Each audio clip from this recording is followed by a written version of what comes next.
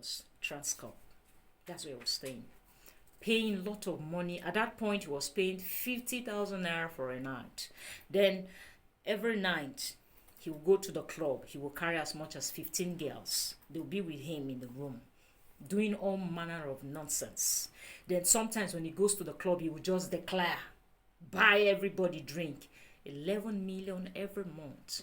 Not a plot of land, not an apartment, a rented apartment, not any form of investment, not any form of, way of plowing the money to multiply the currency, until something happened. He lost that job. The only thing he was able to get was this Mercedes Benz, this V-boat.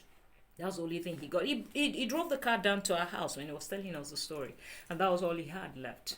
And he lost that job without one penny. What are you doing for your currency to have money? To have value, rather.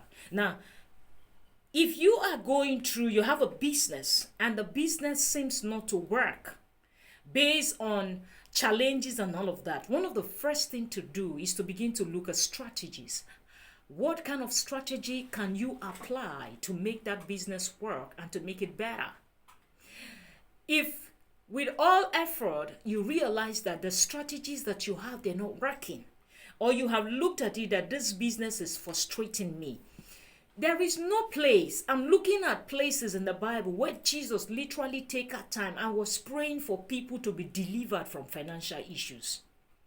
We have come to a point where a lot of us in churches have missed it, have lost it. The moment you have issues with finances, you want to go for deliverance. The deliverance that Jesus did and the disciples did was deliverance from sickness. People who were bound, who were chained, people who had lost it, people who were critically healed, not financial deliverance.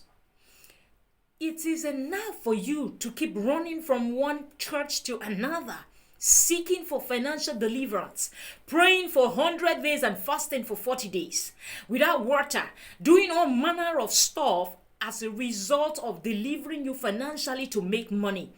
Financial deliverance has to do with sense. It has to do with wisdom. It has to do with strategy on how to multiply your currency. And until you come to that realization that I will do everything within my power to attain the knowledge, to get the value, to increase my currency, you will keep running from one church to another. And it's so bad right now because we have some churches who have taken advantage of people who have issues financially and asking them to buy this, bring this, bring that. There is no demon anywhere that have the capacity. Listen to me this morning. I say there is no demon or devil or your family witches or the people in your village has the capacity and the power to destroy your financial status unless you allow it. And how do you allow it? Ignorance is the beginning point of that allowance. Ignorance and not knowing what to do. So you have to come to that point. What do I do? Maybe you are selling tomato in the market and the tomatoes, every time you bring it, they all get rotten. You don't make the profit. You keep trying it over and over. It's failing. Try something else. I remember a friend of mine who is doing so well and so exceptional today here in Bios State. When he told me how he started his business, he said when he started, was serving someone and was given a little money to start his. He started by buying all of this building materials, plumbing stuff and all of that. And he said he did that for some time, for some years. He found out that the thing was not working, the prices, the profit was not more to be able to cater for himself and his family. He can't even buy him complete 3 square meal. And he struggled and told himself, I'm going to look for something else.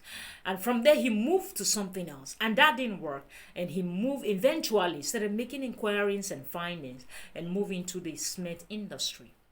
Today, he had built a massive warehouse and his shop and have massive warehouse in different parts of the location here.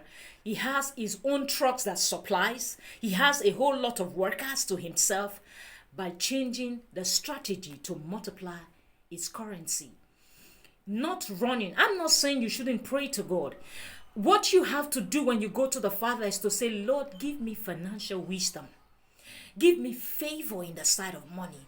Help me to be able to utilize it when you put it in my hands. That's why the parable of the talent, when you look at how that verse was literally talk about, it says he gave 5 to 1. He gave 2 to 1. He gave 1 to another one. And then the 5 went and multiplied the talent. That's currency. He multiplied, he increased it. What did he do? He plowed back to make that currency have value and to appreciate.